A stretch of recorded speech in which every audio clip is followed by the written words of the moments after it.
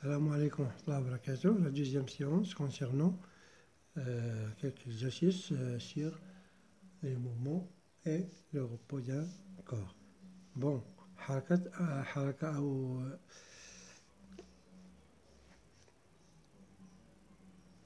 بالنسبة للحركة أو السكون. بالنسبة l'exercice 2 choisir la ou les bonnes réponses، يعني كنحاولوا نختاروا.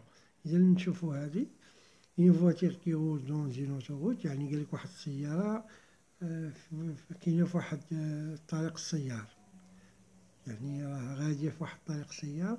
قال لك واش او موفمون بارابور على تير؟ بطبيعة الحال وي، il est au mouvement par rapport à la terre. علاش؟ لأن الأوتوروت راه هي لا تير. إذا il roule car il roule، إذا وي. هنا قال لك choisir لا ou les bonnes، تقدر تكون une autre réponse. نشوفوا هذا il est au repos par rapport au chauffeur، بطبيعة الحال وي تاع هذه صحيحة. علاش؟ لأنه لو شوفور et la voiture appartient à la même corps، يعني نفس الجسم، يعني هذاك السائق والسيارة كينتموا لنفس الجسم. دونك هذاك لو شوفور est au repos par rapport à la voiture et la voiture elle est au repos par rapport au chauffeur. إذا انت هذا الجواب صحيح، إذا جوج أجوبة صحيحة. au repos par rapport aux arbres du côté. Non، بطبيعة الحال il est au mouvement par rapport à la terre، donc il sera au mouvement par rapport aux arbres، يعني الأشجار. إذا هذه خطأ. إذا نشوفوا هذا le mouvement de la lune autour de la terre. la lune هو القمر، يعني بعد كيكون مثلا هذه لا تير وكيكون القمر كيدور بها، هذا لا لون وهذه لا تير. إذا واش لو موفمون دو لا لون اوتور دو لا تير ان تراجيكتوار ريكتيلين؟ نو، راه بطبيعة الحال كتشوف ها هو لا لون، ها هو لا لون، ها هو لا لون، ها هو لا، يعني راه كيدور، إذا ماشي ريكتيلين. واش كيرفيلين؟ نو، راه تقريبا سيركولار، بريسك، كنقولو بريسك سيركولار، لأنه كيكون تقريبا بيضاوي، واحد شوية بيضاوي. إذا هذا هو الجواب الصحيح. بالنسبة لآخر وحدة ان بوان دو لا رو دين بيسيكليت، يعني واحد النقطة ديال ديك عجلة السيارة، العجلة ديال الدراجة كي روج سيغ اون تراجيكتوار ريكتيلين اوريزونتال، واحد الدراجة غادية في الطريق.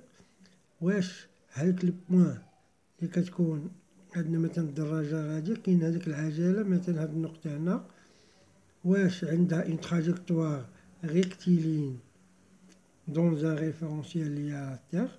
واش عندها مستقيمية، مسار مستقيمي بالنسبة للمرجع ديال لا تير بطبيعة الحال، أو سيركولار دون ان ريفيرونس لي على تير. واش من هنا اختاروا المرجع هو لا تير.